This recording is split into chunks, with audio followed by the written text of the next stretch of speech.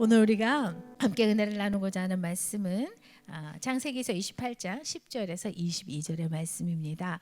야곱이 브엘세바에서 떠나 하란으로 향하여 가더니 한 곳에 이르러는 해가 진지라 거기서 유숙하려고 그곳에 한 돌을 가져다가 베개로 삼고 거기 누워 자더니 꿈에 본즉 사닥다리가 땅 위에 서 있는데 그 꼭대기가 하늘에 닿았고 또 본즉 하나님의 사자들이 그 위에서 오르락 내리락 하고 또 본즉 여호와께서 그 위에 서서 이르시되 나는 여호와니 너의 조부 아브라함의 하나님이요 이삭의 하나님이라.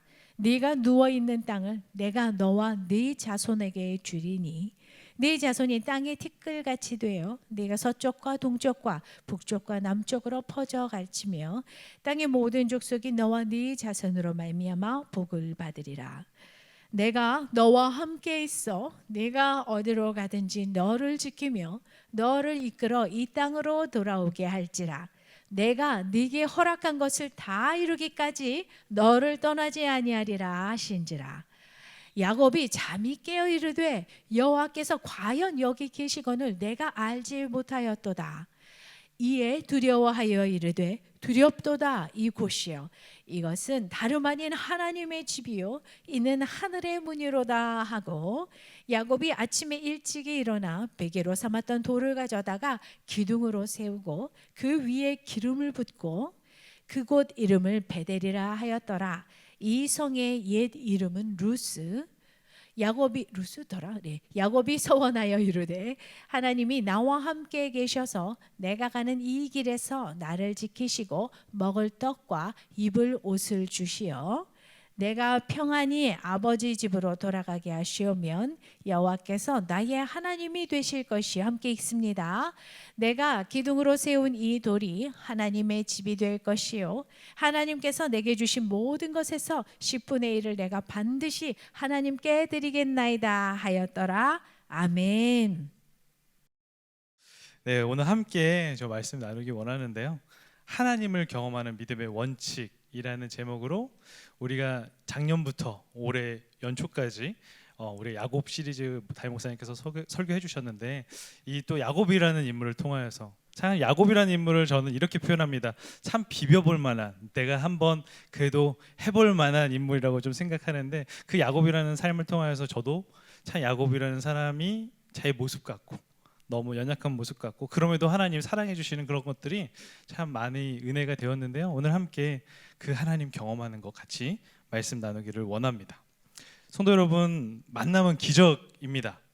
네, 그 수많은 만남을 통하여서 사람들의 삶의 방향이 바뀌고 그리고 또 삶의 질이 바뀌고 그리고 삶이 통째로 바뀌는 것들을 우리가 경험하게 되기 때문이죠. 저에게 두 번째 기적적인 만남이 있었습니다. 2017년 11월 25일, 네, 오늘이 11월 25일이에요. 3년 되었네요. 저에게 한 여인이 찾아왔습니다.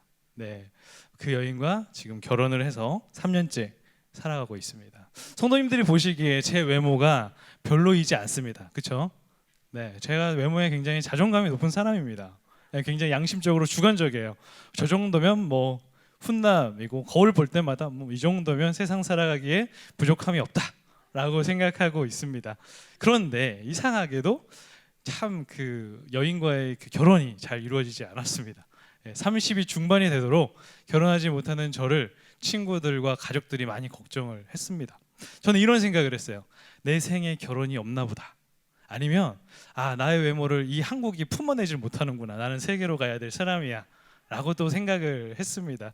그런데 이 한 여인, 원빈보다 잘생겼다고 말해주는 이 기적 같은 여인이 저에게 찾아와서 네, 그 콩깍지에 눈에 콩깍지가 어떻게 씌었는지 모르겠지만 원빈보다는 잘생겼대요.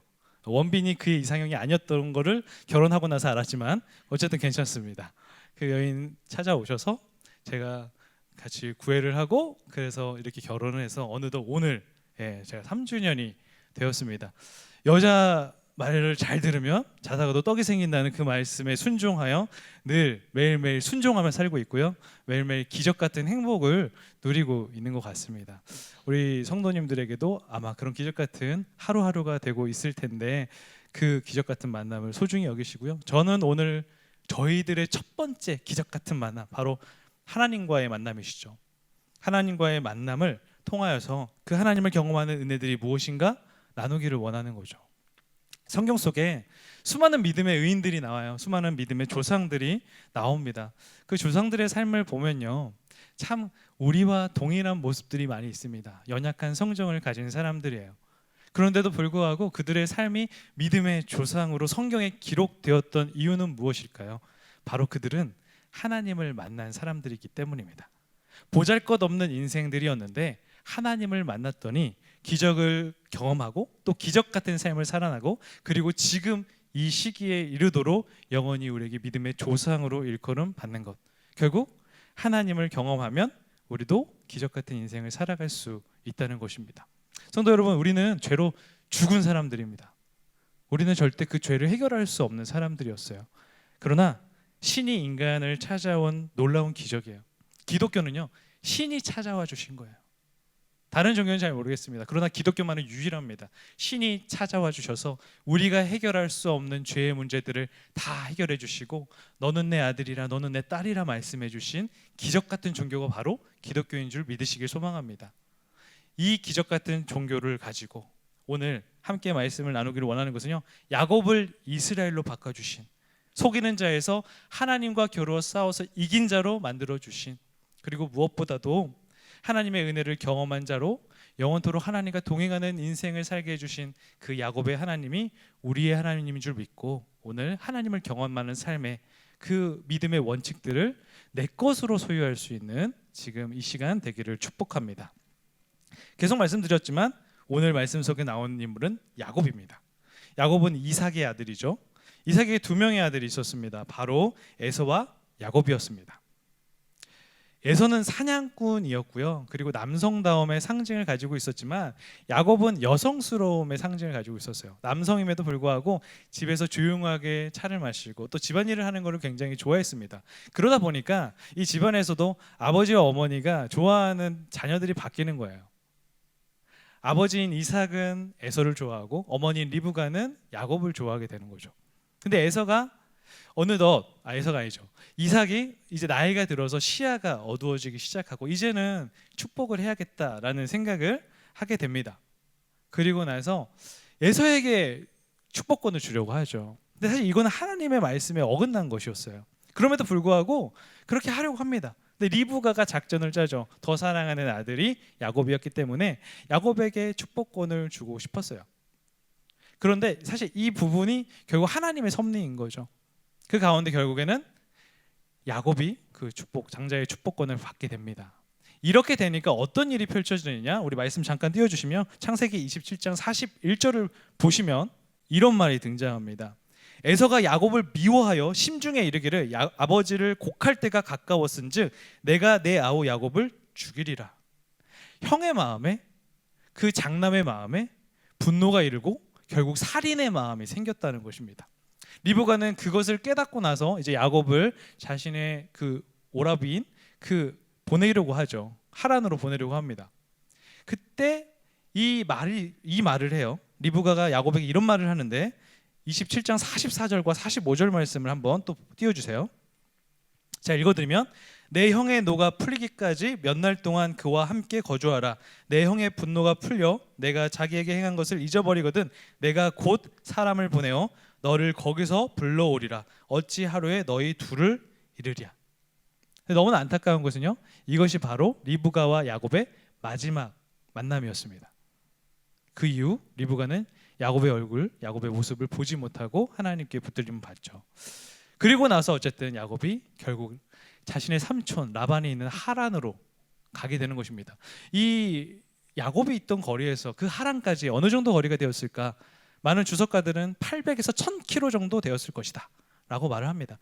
사람이 걸어가야 되는 거리예요. 그 당시에 어떤 운송수단이 있는 것도 아닙니다. 굉장히 먼 거리를 그동안 집에서만 조용하게 지냈던 여성스러움의 상징이 보였던 야곱이 걸어가야 되는 거예요. 홀로, 아무도 없습니다. 참 외로운 걸음이었을 것 같습니다. 그런데 그 가던 길 가운데 바로 루스라 불리는 이 베델이 되는 곳, 약 100km 정도 갔을 때에 하나님을 만나게 되는 놀라운 역사가 펼쳐집니다. 왜 야곱이 그곳에서 누워서 돌베개를 베고 자야만 했을까? 사실 밤이 되면요, 그 당시 더 이상 전진할 수가 없어요.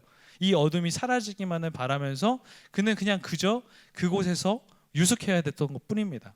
근데 그곳에 하나님께서 찾아와 주신 거죠. 오늘 여기서부터 이 베델의 하나님, 이 야곱의 놀라운 역사 속에서 이 믿음의 원칙들을 한번 알아보길 원하는데요. 저는 첫째, 인생의 어두움 속에서 하나님이 곁에 있음을 깨달아야 합니다. 우리 창세기 28장 12절의 말씀을 읽어보도록 하겠습니다. 읽겠습니다. 시작. 꿈에 본즉 사닥다리가 땅 위에 서 있는데 그 꼭대기가 하늘에 닿았고 또 본즉 하나님의 사자들이 그 위에서 오르락 내리락 하고. 어두운 광야의 밤길, 돌베개를 베고 자고 있던 야곱에게 꿈으로 하나님께서 찾아오셨습니다. 꿈을 꾸는 거예요. 성도님들, 왜 하나님께서 이 야곱을 만나 주셨을까요? 저는 이렇게 생각해요. 야곱이 가장 지쳐 있는 순간이에요. 100km나 왔어요. 그 여리디 여린 소년이 100km나 왔어요. 이제 너무 지칠 대로 지쳐 있는 몸입니다. 가장 그 인생 가운데 캄캄하게 느껴졌을 순간이었을 것 같습니다. 더 이상 할 수 없어. 아니, 더 이상 걸어갈 수 없어. 이런 생각을 하고 있는 야곱에게 하나님께서는 꿈으로 찾아오신 거예요. 어떻게 한번 생각해 보면 그 상황에 야곱이 어땠을까요? 그 어둡고 깜깜한 속에서 눈물 흘리며 볼에 눈물이 막 흘러내렸을 것 같아요. 이 밤이 지나기를 눈물로 밤을 지새웠을 것 같습니다. 근데 지금 찾아온 거죠. 사닥다리를 타는 천사의 모습을 보여주시면서 그 꿈속에 하나님의 음성들이 들리고, 그리고 난 뒤에 이 야곱의 고백이 있는데요, 진짜 이게 압권이에요. 16절 말씀 읽어보도록 하겠습니다. 읽겠습니다. 시작. 야곱이 잠이 깨어 이르되 여호와께서 과연 여기 계시거늘 내가 알지 못하였도다. 이겁니다, 사랑하는 성도 여러분. 인생의 그 어두운 밤에 하나님께서 곁에 계시다는 거예요. 근데 우리는 그것을 잘 깨닫지 못할 때가 많은 것 같아요. 저의 16살, 17살 시절은 제 인생 가운데 가장 암흑기였습니다. 저는 고등학교 1년을 쉬어야만 했고요. 가정에 찾아온 고통도 있었습니다. 그때 저는 하나님께 이런 질문을 던졌어요. 하나님, 내가 그리고 우리 가정이 무엇을 잘못했죠? 하나님, 왜 저에게 그리고 이 가정에게 왜 이런 시련이 찾아야만 했죠? 믿음의 방황이 찾아왔습니다. 저는 거의 감기 몸살로 거의 몸이 막 움직이지 못해도 무조건 교회를 가야 되는 게 저희 가정의 철칙이었어요. 근데 주일학교를 안 나갔습니다. 저희 본당이 2층, 3층이었는데 3층에 에어컨 끝에 모자를 눌러 쓰고 예배를 드리고, 성인 예배를 드리고, 축도가 시작되면 도망치듯이 도망가던 게 저의 17살 시절이었습니다. 저는 하나님께 불평과 원망을 쏟아냈지만, 그렇지만 부모님은 그러시지 않으셨어요. 새벽 예배를 작정하셨고 가정 예배를 작정하셨고 계속 기도의 자리를 채우셨습니다. 집은 정말 열악했어요. 그러나 그때만큼 하나님께서 저희를 깊이 만나주셨던 적도 없는 것 같습니다. 하나님이 막 우리 가정을 위로해 주셨어요. 그때 가정 예배 때 그 당시에 욥기서를 아버지께서 선택하시고 욥기로 가정 예배를 드리기 시작하는데요, 이미 벌써 깨져버려도 깨져버릴 그런 가정이었는데 하나님께서 우리 가정을 보듬어 주시니까 그 상황을 조금씩 믿음으로 전진하게 하셨습니다. 저는 그때 하나님을 인격적으로 처음 만났습니다. 하나님께서 저에게 이렇게 깨닫게 해주셨어요. 아, 하나님이 우리 가정을 사랑하시는구나. 이 부모님께서 우리를 위해 진짜 최선을 다하셨어요. 상황이 열악했지만 부모님들께서는요, 어떻게든 그 상황을 우리에게 보여주지 않으려고 하셨던 것 같아요. 우리 가정이 이렇게 힘들지 않다는 걸 보여주려고 하셨던 것 같아요. 그래서 우리에게는 최선을 항상 다해 주셨습니다. 그 부모님의 사랑 때문에 하나님이 우리를 얼마나 사랑하는지 더 깨닫게 됐고요. 그 부모님의 애씀이 우리에게 더 감동으로 찾아왔던 것 같아요. 우리 눈에 보이지 않는 게 아니잖아요. 저는 그 첫 번째 만남, 사실 저에게 있어서요, 모태신앙이고요, 신앙의 5대를 살아가는 모태신앙이었던 것을 그때 깨달았습니다. 수많은 믿음의 조상들의 하나님이 있었지만 저는 정말 하나님을 제대로 못 만난 사람이었다는 것을 그때 깨닫게 하셨습니다.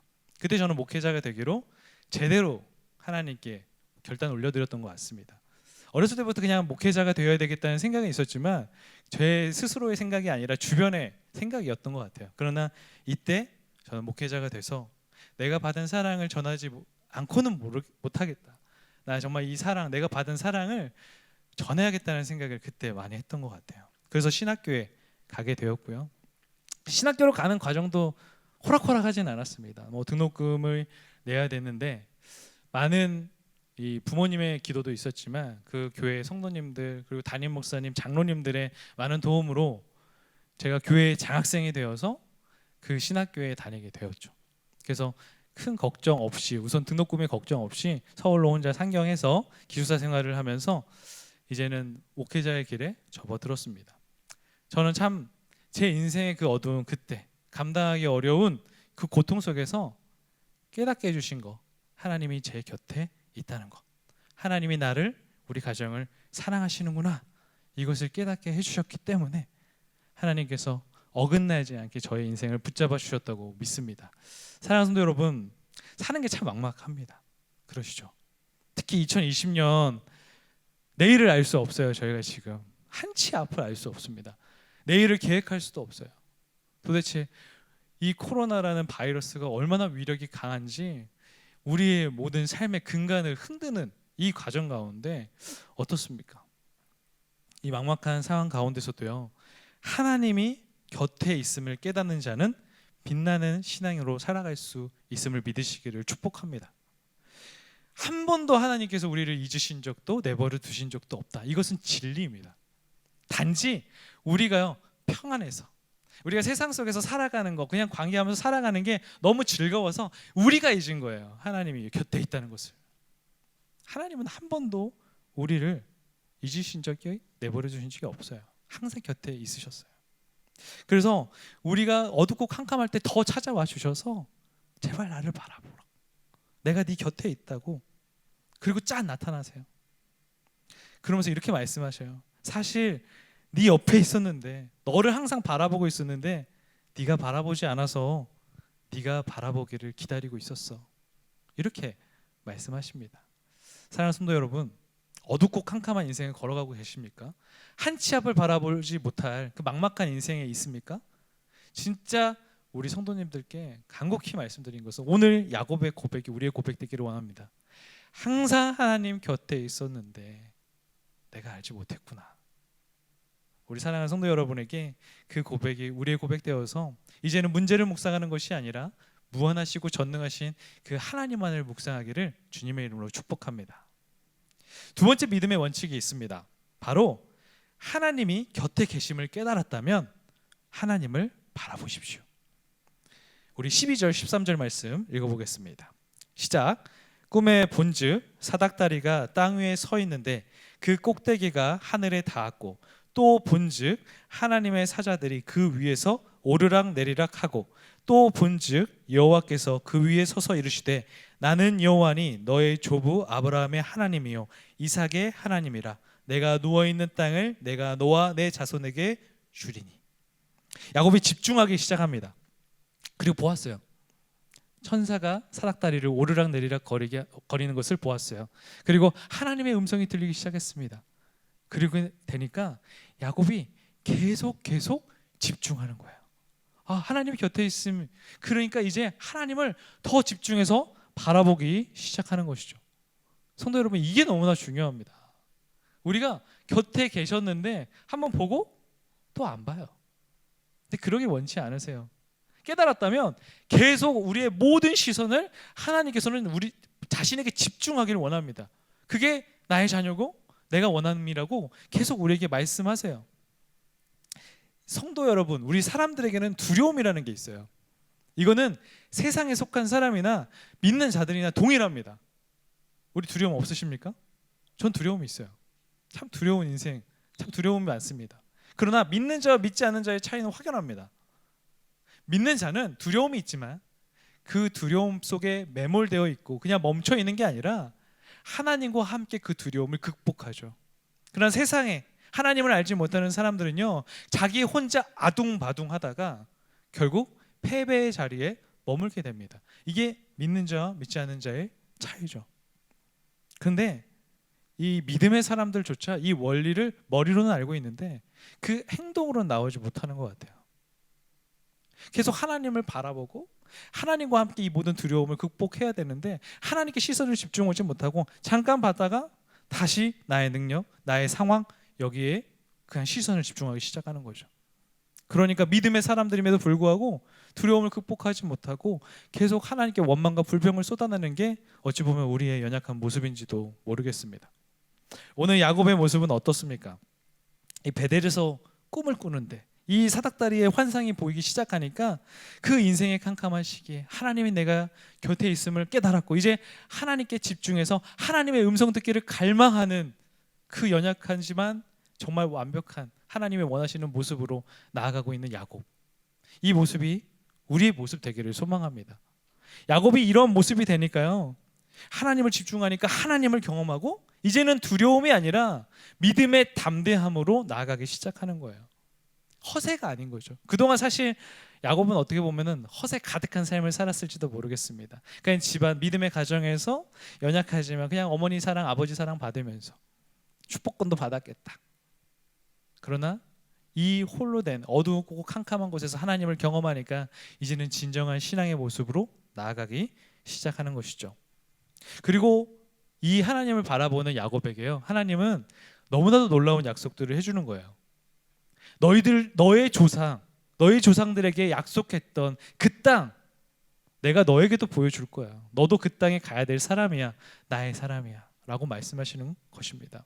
오늘 이 자리에 계신 성도님들, 삶 가운데 참 애통함도 있고 너무 막막하고 두려움도 있을 것입니다. 그때 좀 하나님을 더욱더 집중하는 우리가 되었으면 좋겠습니다. 그래서 하나님께서 해주시는 그 말씀들, 그 약속의 말씀들을 계속 들으세요. 그 민감함으로, 영적인 민감함으로 하나님과 계속적으로 듣다 보면은 어느덧 내 앞에 있는 문제는 문제가 아니라 그냥 딛고 넘어가야 될 디딤돌에 불과한 거죠. 그렇게 신앙은 성장하게 되는 것이죠. 오늘 우리 수요예배에 참석하신 우리 모든 성도님들이 그 성장과 믿음의 진보를 이루어갈 수 있는, 그래서 하나님께 사랑받기에 합당한 자가 될 수 있는 우리 모두가 되기를 주님의 이름으로 축복합니다. 믿음의 원칙 세 번째는요, 이것입니다. 하나님을 경험하면 이제 두려움 속에서도 약속에 대한 믿음의 담대함이 생김을 확신하십시오. 확신입니다. 우리 13절과 14절의 말씀을 보면요, 이런 말씀들이 등장해요. 네가 누워있는 땅을 너와 네 자손에게 주리니, 그리고 14절 상반절에 보면 네 자손의 땅에 티끌같이 돼요. 14절 하반절을 보면 땅의 모든 족속이 너와 네 자손으로 말미암아 복을 받는다. 성도 여러분, 무엇입니까? 아브라함과 이삭에게 주신 약속을 이제 야곱에게까지 하나님께서 확실하게 말씀하시는 거예요. 확실하게. 지금 야곱의 인생 밑바닥이에요. 너무 힘들어요. 두려운 상황이에요. 근데 하나님께서 만나주신 것도 모자라서 그 믿음의 조상들에게 했던 그 약속은 너에게도 동일하게 이루어질 것이다. 이 말씀을 하고 있는 것입니다. 이 약속을 보고 난 뒤에 다시 야곱의 현실로 돌아와 보십시오. 야곱에게 지금 있는 것은 무엇입니까? 지팡이와 기름 조금입니다. 그리고 지금 형제로부터의 죽음의 위기도 경험하고 있죠. 100km 정도 에서가 달려와서 죽일 수도 있는 거잖아요. 여전히 공포, 두려움은 계속 가지고 가는 거예요. 근데 이 도주 상태에서 하나님께서 말씀해 주시는 거, 내가 많은 조상들에게 했던 것 너에게 동일하게 이루어지니까 너는 안전할 거야. 내가 널 지켜줄 거야. 가능할까? 이 현실만 보면 아니거든요. 야곱의 지금 모습은 지팡이와 기름 조금이에요. 절대 불가능해 보여요, 인간의 눈으로는. 그러나 하나님께서는 그 약속을 해주시는 거예요. 그리고 더 멋진 약속을 해주십니다. 15절 말씀 같이 읽어보겠습니다. 시작. 내가 너와 함께 있어 네가 어디로 가든지 너를 지키며 너를 이끌어 이 땅으로 돌아오게 할지라. 내가 내게 허락한 것을 다 이루기까지 너를 떠나지 아니하리라 하신지라. 아멘. 임마누엘의 약속. 내가 너와 함께하리라. 성도 여러분, 내가 너와 함께 하리라는 약속을 받은 최초의 인물, 처음의 인물이 바로 야곱이에요. 야곱이 이 약속을 처음 받은 사람입니다. 임마누엘의 하나님이 함께 하는데 무엇이 부족하겠습니까? 무엇이 두렵겠습니까? 오늘 15절을 잠깐 분해하면서 보면은 왜 하나님을 경험한 임마누엘의 하나님을 소유한 사람이 담대함으로 나아갈 수 있는가? 첫 번째는요, 네가 어디로 가든지 너를 지키며. 성도 여러분, 우리가 어디로 가든지 하나님께서 우리를 지켜주시는데 무엇이 두렵습니까? 저는 하나도 두렵지 않습니다. 하나님과 함께라면. 이 믿음의 담대함이 우리에게 필요한 거예요. 하나님을 경험하셨습니까? 이 담대함이 없으면 다시 점검하셔야 돼요. 뜨겁게 경험하십시오. 하나님이 함께 가면, 하나님이 함께 하신다면 나는 두렵지 않다. 하나님이 나를 지켜주실 거야. 이 확신. 두 번째는요, 너를 이끌어 이 땅으로 돌아오게 할지라 내가 내게 허락한 것을 다 이루기까지. 좀 길지만 결국 하나님께서 다시 넌 돌아와야 될 사람이라는 거예요. 그러니까 너는 앞으로 가는 모든 여정 속에서 너는 절대 너를 해할 사람도 없고 너는 결코 패배하지 않아. 이 약속이 성취돼야 되거든. 내가 한 말이거든. 그러니까 이거 확신하고 너 이제 믿음의 걸음을 걸어가라. 이 말씀하는 것입니다. 임마누엘의 하나님이 결국엔 이것을 성취시킬 거니까 무엇이 두렵냐 이 말이거든요. 야곱에게 하는 이 말이 우리에게도 동일하고요. 또 마지막, 너를 떠나지 아니하리라. 사랑하는 성도 여러분, 집만큼 편안한 곳이 있나요? 야곱이 결국 삼촌댁으로 가는 거잖아요. 하란에 간다 한들 집보다 평안할 수 있을까요? 그렇지 않다고 생각해요. 친척집은 친척집일 뿐입니다. 근데 하나님이 지금 약속하는 거예요. 너를 떠나지 아니하고 다시 고향 땅, 내가 약속한 네 믿음의 조상들에게 약속한 그 땅으로 너를 불러들일 거다고. 내가 거기까지, 이것이 실현될 때까지 너를 떠나지 않을 거라고. 두려워하지 마라. 인생의 캄캄하고 어두운 날, 어떤 가능성도 보이지 않는 야곱에게 찾아오셔서 하나님이 이 말씀해 주시는 거예요. 야곱이 무엇이 두렵겠어요? 성도 여러분, 지금 한치 앞에 보이지 않습니까? 어둡고 캄캄한가요? 그러실 거예요. 그런데 오늘 이 말씀을 나의 것으로 경험할 수 있는 우리가 되기를 원합니다. 우리 가는 평생 걸음 동안 하나님께서 우리를 승리를 이미 허락해 주셨는데 그 승리가 보장된 우리가 한 번도 떠나지 않겠다고 약속해 주신 그 하나님과 함께 이 어둡고 캄캄한 것들을 멋지게 승리로 걸어갈 수 있는, 행진할 수 있는 우리가 되기를 소망합니다. 성도 여러분, 하나님의 말씀의 능력을 얼마나 믿고 계십니까? 저는 큰 영적인 침체가 찾아왔던 적이 있어요. 군대를 전역하고 나서. 아직 사역 현장에 들어가지 않았습니다. 근데 군대를 전역하고 찾아온 영적 침체가 너무나도 심각했습니다. 그냥 동굴 속으로 들어가고 싶더라고요. 하나님을 만났어요. 그리고 또 신학교에서 배웠고, 그리고 신학대학원을 휴학해 놓은 상태에서 군대를 갔다 왔는데도 불구하고 군대를 전역하고 났는데 큰 영적인 침체가 찾아왔는데 너무나 우울감이 찾아오더라고요. 그때 찾아온 우울감이 어떤 슬픔의 우울감이 아니었어요. 나 같은 자격 없는 사람이라는 정말 그런 생각이, 사단이 저에게 계속 저를 괴롭히는 거예요. 그런 생각이 찾아오니까 하나님의 말씀을 가까이 하고 싶지 않습니다. 예배는 드리지만 그 예배의 현장 속에 있는 저는 껍데기였을 뿐이에요. 온 마음과 온 뜻과 온 힘을 다해서 주님을 만나야 되는 예배의 자리에서조차 저는 껍데기만 앉아 있었습니다. 왜요? 영적인 침체가 찾아오니까 너무너무 힘들더라고요. 이 길을 계속 가야 되는 게 맞나? 내가 예배의 자리에 와도 되는 그리스도인인가? 나같이 쓰레기 같은 사람이 여기에 있어도 되나? 이런 생각들을 사단이 자꾸 저에게 주는 거예요. 너무 큰 우울감이었습니다.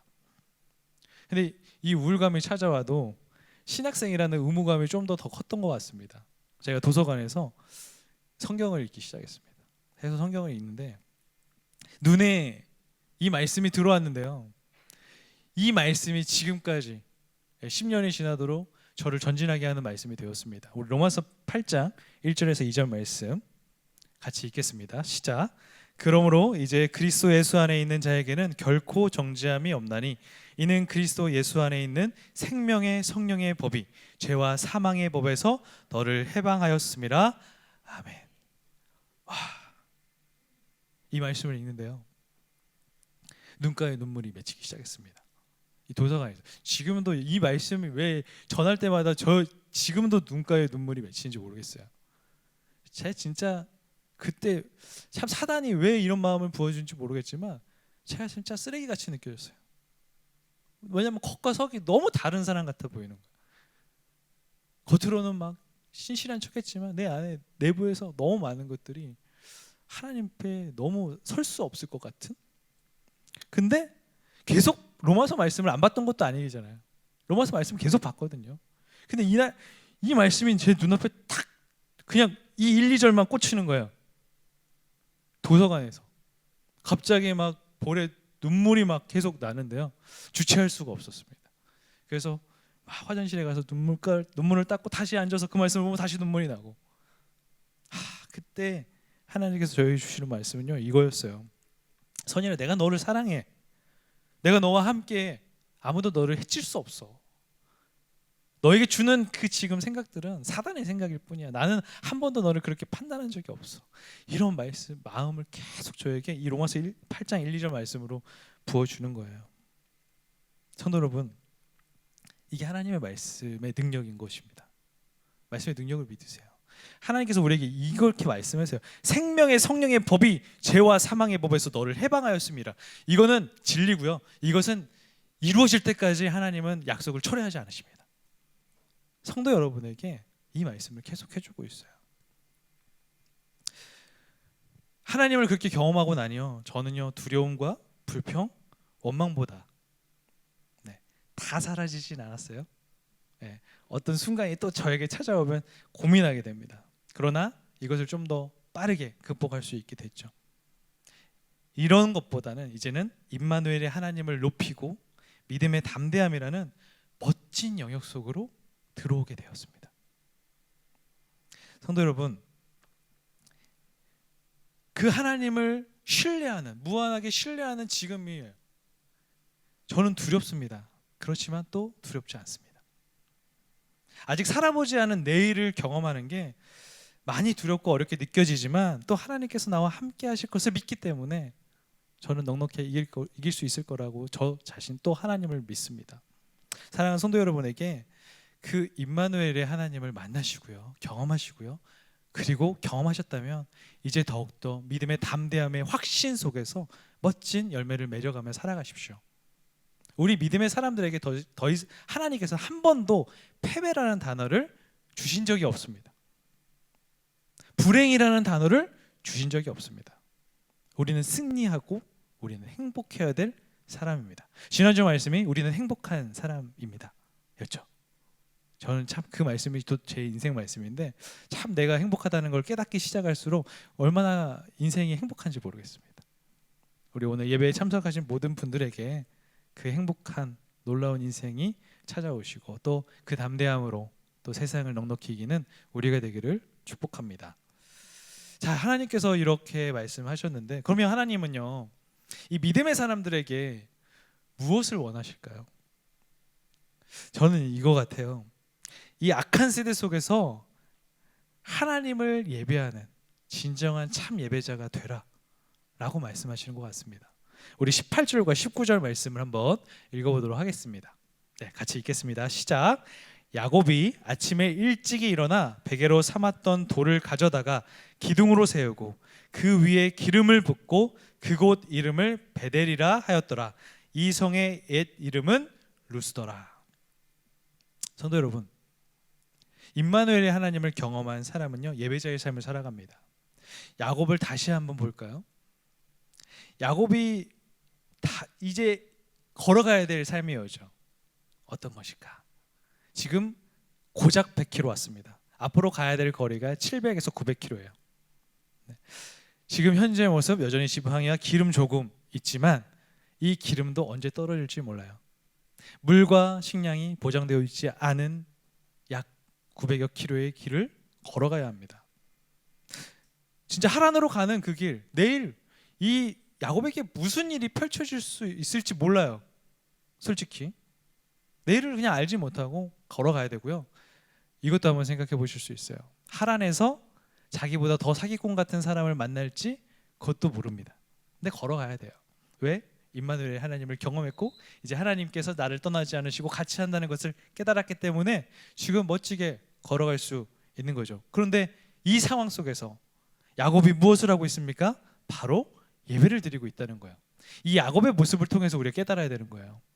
하나님을 경험하고 난 뒤에 야곱이 한 첫 번째 행동이 예배예요. 예배입니다. 성도 여러분께 간절히 바라는 것은요, 이 악한 세대, 이 세대 너무 악해요.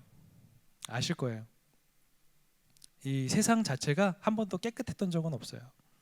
왜냐하면 공중의 권세 잡은 자들과의 싸움, 영적 전쟁이 여전히 일어나고 있어요. 우리가 죄를 짓는 그 순간부터 세상에 균열이 일어났기 때문에 우리는 그 세상 속을 살아가야 됩니다. 근데 이 세대 속에서 하나님이 원하시는 것은 무엇이에요? 이 세상과 구별된 참 예배자, 거룩한 산제물로 자신을 드릴 수 있는 예배자를 찾으시는 거예요. 야곱의 모습은 우리에게 그것을 가르쳐주고 있는 것입니다. 성도 여러분, 하나님을 더 깊이 경험하고 싶으십니까? 예배드리라는 거예요. 예배자가 되라는 것입니다. 우리의 모습이 예배자의 모습에서 좀 멀어진 것 같나요? 고린도전서 13장의 5절의 말씀처럼 우리의 신앙을 매번 점검하셔야 돼요. 이 점검하는 게 잘못된 게 아닙니다. 매일매일 내 삶을, 내 신앙을 점검해야 돼요. 내가 정말 예배자의 삶으로 제대로 서 있는가? 이 야곱의 모습을 통해서 우리에게 그것을 가르쳐주고 있는 것입니다. 간곡히 부탁드리는 것은요, 이것 두 가지를 우리가 생각했으면 좋겠습니다. 먼저는 주님의 날에 드려지는 예배를 포기하지 마십시오. 지금은 온라인으로 오프라인으로 우리가 드리고 있는데요, 온 마음과 온 뜻과 온 힘을 다해 영과 진리로 신령과 진정으로 드리는 이 예배를 포기하지 마십시오. 성도 여러분, 진리는요 타협하는 게 아니에요. 이 우리가 예배를 드리는 것은요 진리입니다. 진리는 절대 순종이에요. 절대 순종. 예배는 당연히 드려야 되는 거예요. 그런데 우리가 타협하게 되는 것 같아요. 특별하게는 온라인 예배를 드려지면서 우리의 마음에 느슨함이 생깁니다. 이거는 목회자인 저도 마찬가지인 것 같습니다. 온라인으로 드리게 되면 정말 이 마음과 뜻과 온 힘을 다해서 집중하기가 쉽지 않아요. 성도님들도 그러신 거 알고 있습니다. 그러나 지금의 현실, 우리 상황을 우리가 어쨌든 이 상황 속에서 온라인 예배 드리는 것도 축복이잖아요. 이 상황 속에서 그러니까 더 집중해야 돼요. 현장 예배보다 우리는 더 집중해서 하나님께 만나는 우리 거룩한 예배 자리를 지키는 예배자 되기를 소망합니다. 그 다음에 삶의 예배예요. 성도 여러분, 이 세상 속에, 이 악한 세상 속에 빛과 소금이 되어야 됩니다. 이게 하나님께서 우리에게 원하시는 삶의 예배입니다. 다시 말씀드리면 세상은 너무나도 어둡고 캄캄합니다. 불결하고요, 더럽습니다. 음란하고 패역합니다. 그런데 빛이 어둠을 비치면요 어떻게 되죠? 어둠이 소멸돼요. 이게 정답입니다. 빛 대신 주님, 그리고 빛의 자녀로 삼아주신 우리가 그 어두운 세상을 비추면 어둠은 소멸되기 시작합니다. 부패한 곳에 다시 한번 깨끗함이 살아나기 시작합니다. 우리는 그런 존재가 되어야 될 줄 믿습니다. 하나님을 경험하셨습니까? 임마누엘 하나님과 동행하고 계십니까? 우리는 우리만을 위해 살아가는 인생이 아니라 이제 삶의 자리에서 예배로서 하나님께 영광 올려드리기 위해서 곳곳 어두운 곳곳에 빛을 비춰야 되는 빛의 자녀인 줄 믿습니다. 그 부패한 곳 모든 것을 도려내고 신선함으로 채울 수 있는 우리 성도님들 되기를 축복합니다. 성도 여러분, 저는 이런 표현이 참 멋있는 것 같아요. 진정한 멋은 어디서 나올까? 바로 다움인 것 같습니다. 그리스도인 다움, 하나님의 자녀다움. 만약에 이 다움이 없는 인생은 어떤 인생일까요? 그냥 허세가 가득한 인생이에요. 이런 표현 좀 싫지만 제가 그냥 가감없이 표현하면 찌질한 인생이에요. 찌질한 인생. 왜? 다움이 없어요. 허세, 있는 척하고. 이걸 하나님 원치 않으세요. 그리스도인 다움 있을 때 그 다움에 멋진 영향력이 살아나요. 그때 세상 사람들이 저 그리스도인 너무 멋있어. 역시 정말 하나님을 믿는 자들은 저런가 봐. 이게 바로 삶의 예배고 우리의 모습이어야 될 줄 믿습니다. 우리 찌질하지 맙시다. 멋있게, 멋스럽고 아름답고 그리고 하나님이 보시기에 정말 칭찬받기 합당한 모습으로 서게 된다면 하나님은 우리의 모습을 통하여 영광 받으실 줄 믿습니다. 하나님을 경험하고 싶으시지 않습니까? 아멘. 오늘 야곱의 인생 가운데 찾아온 하나님이 우리 하나님인 줄 믿습니다. 야곱이 이 수많은 믿음의 조상들의 하나님이 있었지만 자신의 하나님을 고백했을 때 하나님은 그 야곱을 이스라엘로 바꿔주셨거든요. 우리의 삶도 그랬으면 좋겠어요. 우리의 지금 모습보다 하나님이 우리에게 세워주시는 그 모습, 그 정체성으로 살아간다면 하나님께서는 우리를 통하여 더 많은, 더 축복된 일들을 이루실 것이며 우리에게 보여주실 줄 믿습니다. 그 하나님을 만나고 싶은 그 모습으로 저는 이 말씀이 저에게 굉장히 묵상이 되었는데요. 우리 예레미야 29장 12절과 13절의 말씀을 한번 읽어봤으면 좋겠습니다. 읽겠습니다. 시작. 너희가 내게 부르짖으며 내게 와서 기도하면 내가 너희들의 기도를 들을 것이요 너희가 온 마음으로 나를 구하면 나를 찾을 것이요 나를 만나리라. 아멘. 성도 여러분, 오늘 하나님께 모든 것을 부르짖고 또 기도하십시오.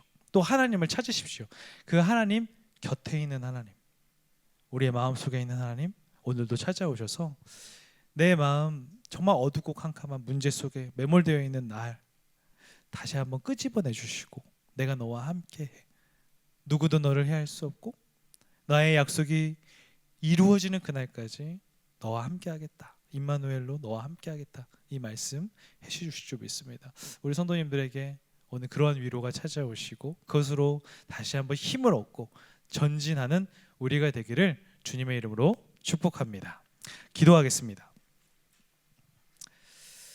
사랑의 주님, 오늘도 우리의 삶 깊숙이 개입하여 주시고 우리를 만나 주시니 감사합니다. 말씀을 통하여 가르쳐 주시고 우리에게 약속해 주신 하나님의 놀라운 은혜와 사랑을 기억하며 오늘도 힘을 얻습니다. 주님 감사합니다. 성령님께서 오늘도 우리에게 기름 부어 주심으로 우리는 회복된 줄 믿습니다. 세상에 하나님께서 보내신 빛과 소금으로 가정을 지키고 나를 지키고 세상을 변화시켜 나아가는 우리가 되게 하여 주시옵소서. 살아계신 예수 그리스도의 이름으로 기도드립니다. 아멘.